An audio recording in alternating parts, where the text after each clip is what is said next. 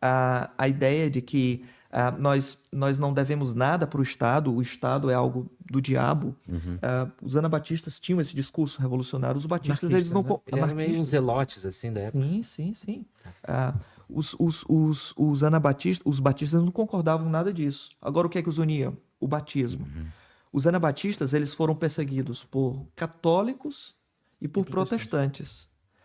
Tanto na Alemanha, entre os luteranos, quanto na Suíça, entre os reformados da Suíça. Se eu não estiver em erro, uma das formas, inclusive, que protestantes e católicos matavam os anabatistas era afogado, né? Afogamento.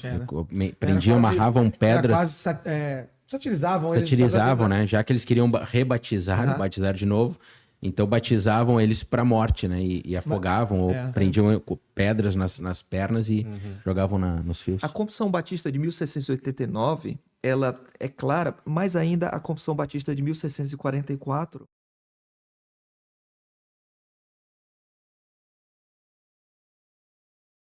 De 1689, ela é idêntica à Confissão de Fé de Westminster. A diferença é a questão do batismo e a forma de governo da igreja. A Confissão Batista de 1689, ela é chamada, na verdade, o nome certo não é esse. O nome certo é a Segunda Confissão de Fé Batista de Londres, de 1667/1689, porque ela foi concluída em 1677, mas ela não poderia ser publicada ainda. A Inglaterra estava perseguindo puritanos ainda.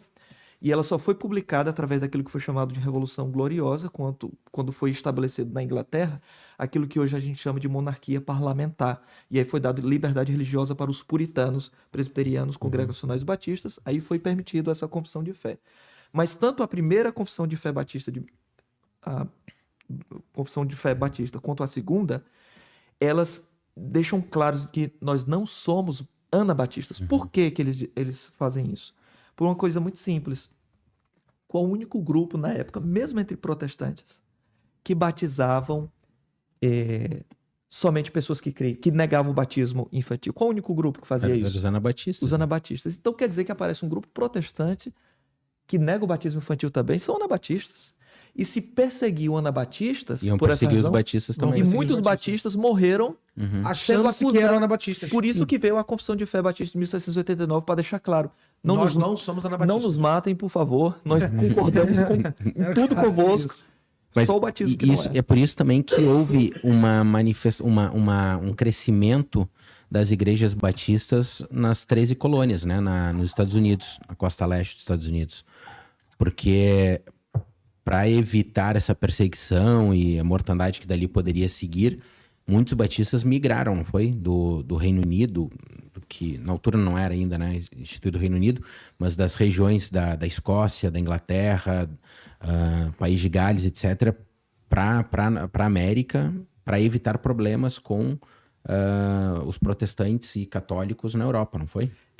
Quando teve essa mudança, não é? Isso já começa a partir do reinado de Isabel, a protestante, também chamada Isabel a Virgem, né? Porque ela morreu casta. Né? Isso aconteceu, né? Os puritanos disseram, olha, não dá para mudar, trazer uma reforma mais coerente na Inglaterra. Vamos tentar implantar essa reforma, então, em outro lugar. Né? Então, eles saíram num navio só com puritanos, navio de peregrinos chamado Mayflower. Eles chegam exatamente ao que hoje é os Estados Unidos, na época foi chamado de Nova Inglaterra. Os puritanos também chamavam de Novo Mundo, né?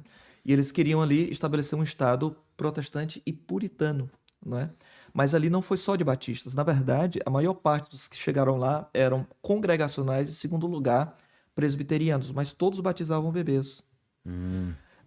O que aconteceu na disseminação de batistas nas outras colônias, além dessa inicial, é que um homem chamado Roger Williams, um batista bem conhecido, considerado um dos pais da liberdade religiosa, ele começou através de estudo mesmo, começou a trazer trazer convicções batistas já naquilo que era Nova Inglaterra, e ele passou a ser perseguido pelos próprios colegas puritanos, congregacionais, tal como ele, na Nova Inglaterra. E então eles expulsaram Roger Williams tá?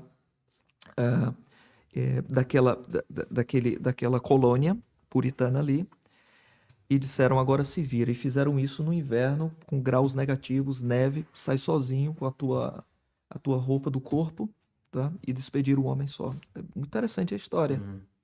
Ele foi para ter com os índios, morar entre os índios do lado, eram índios mesmo. Nos Estados Unidos, isso? Nos Estados Unidos, Estados Unidos. E ele foi para um lugar entre selvagens, canibais mesmo, os índios eram antropófagos, eles se alimentavam de gente.